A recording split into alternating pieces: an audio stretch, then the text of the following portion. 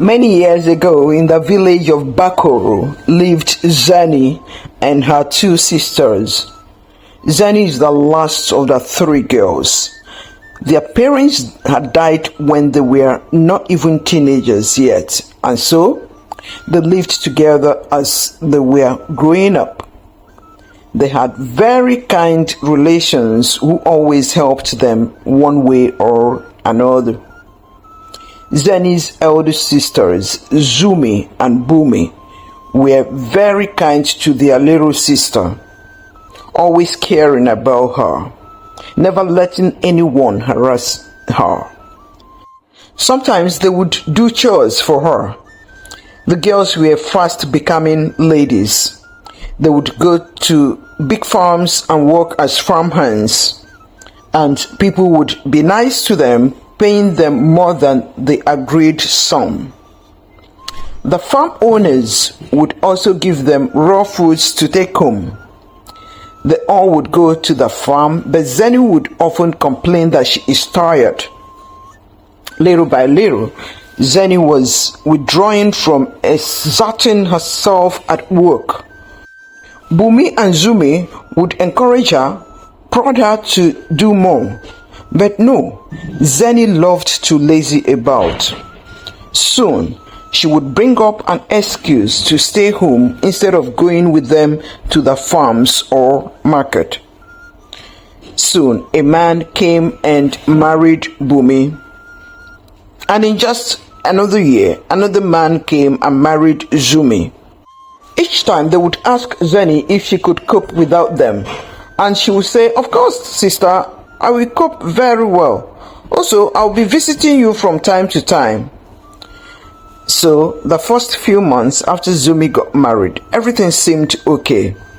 But Zumi was visiting both Bumi and Zumi too, rather too often.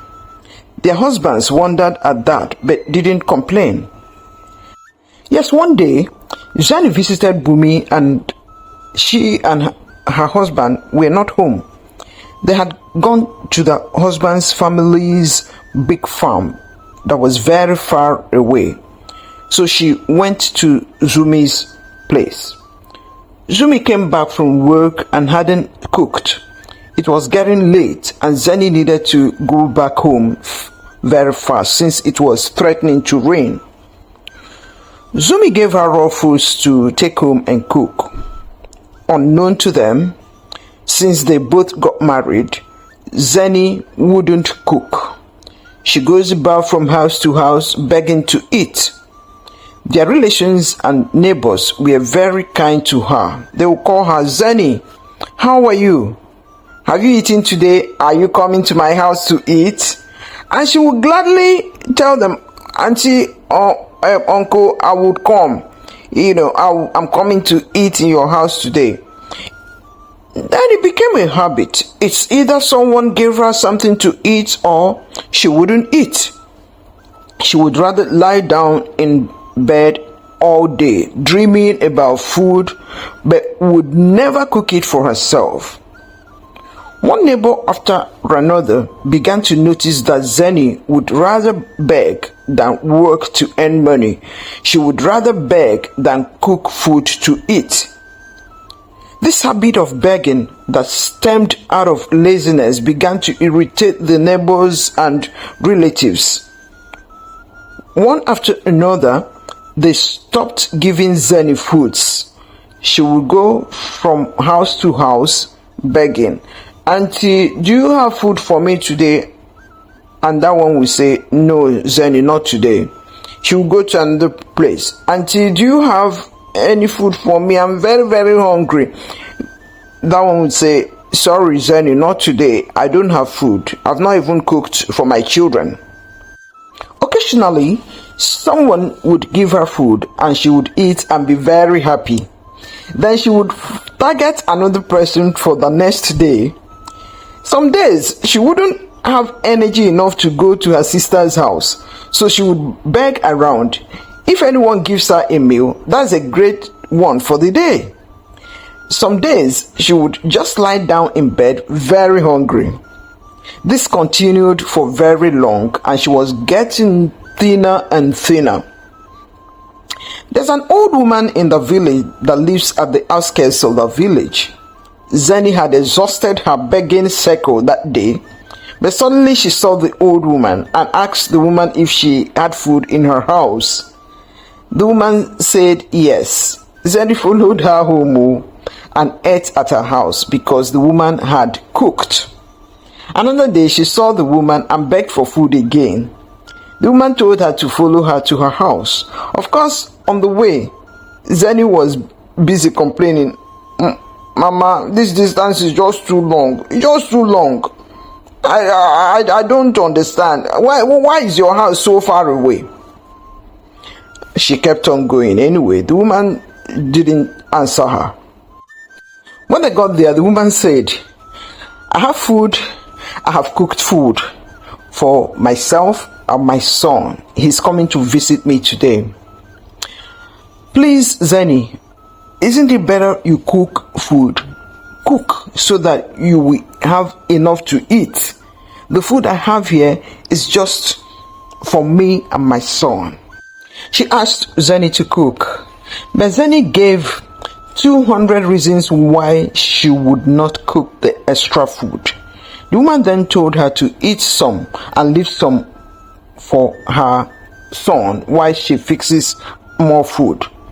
Zenny finished the entire food and left before the woman came back from the kitchen. Zenny went there on her own another day, uninvited. She saw food and ate it up and left. She did this thrice. Then the woman decided it was time to set a trap for that thief. The woman didn't know who it was anyway. She hadn't seen Zenny for some days, so she cooked again and left. Zenny came as usual. The woman went and called some women in the village to follow her home that there was a thief in her house. The women thought the old woman was going senile. How could a thief be in your house and you're just walking about talking about him or her? Wouldn't the thief have gone by the time you get back to your house?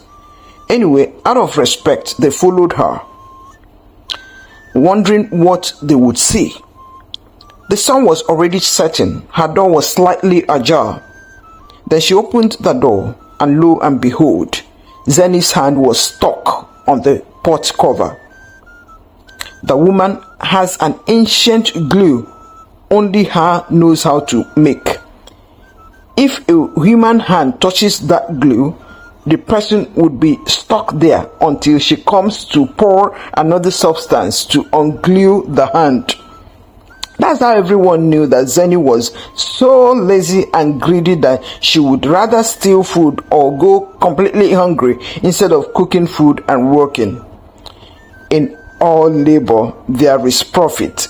Go put in the labor required and the profit would follow. Wow. Begging for basic things perpetually is often the pathway of the weak, the lazy, and the greedy. Yes, sometimes someone may have a bad time, a downturn, but don't remain there. Zenny's laziness and greed to eat what she is not prepared to work for should be discouraged as much as possible. Help the Zenny's, but don't keep giving them fish all the time. Teach them to get up and fish. They have the potential to catch even the very big fishes. What do you really think of all this?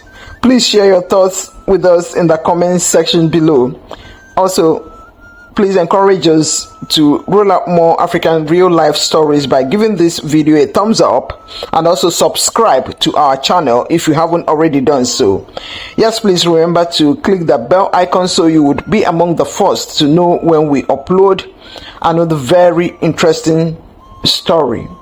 And please share our stories with your friends and family.